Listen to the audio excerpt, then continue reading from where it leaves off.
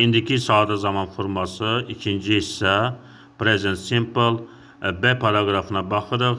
We use present simple for things that true in general. Deməli, biz indiki sadə zaman formasını ümumi həqiqət olan hərəkətləri bildirmək üçün işlədirik. Or for things that happen sometimes or all the time. Və bəzən baş verən hərəkətlər və yaxud həmişə baş verən hərəkətləri bildirmək üçün indiki sadə zamanı işlədirik. For example, cümlələrə baxaq. I like big cities. Mən böyük şəhərləri xoşlayıram. Qara hərflərlə verilmiş sözlərə diqqət yetiririk. Your English is good. Sənin ingilis dilin yaxşıdır. You speak very well. Sən yaxşı danışırsan. Tom works very hard. Tom çox işləyir.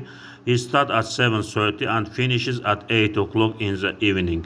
O səhər saat 7:30-da başlayır və axşam saat 8-də işini bitirir. The earth goes round the sun. Yer güneş ətrafında fırlanır. Bu ümumi həqiqətdir. We do a lot of different things in our free time. Biz boş vaxtımızda müxtəlif şeylər edirik. It costs a lot of money to build a hospital. Xəstəxana tikmək üçün çox pul tələb olunur. C paragrafına baxırıq. Always, never. Always həmişə, never heç vaxt. Often, tez-tez, usually, adətən, sometimes, bəzən sözləri ilə present simple, indiki sadə zaman işlənir. Cümlələrə baxaq. Sue always gets to work early. Sue həmişə işə tez gedir. I never eat breakfast. Mən heç vaxt səhər yeməyi yemirəm.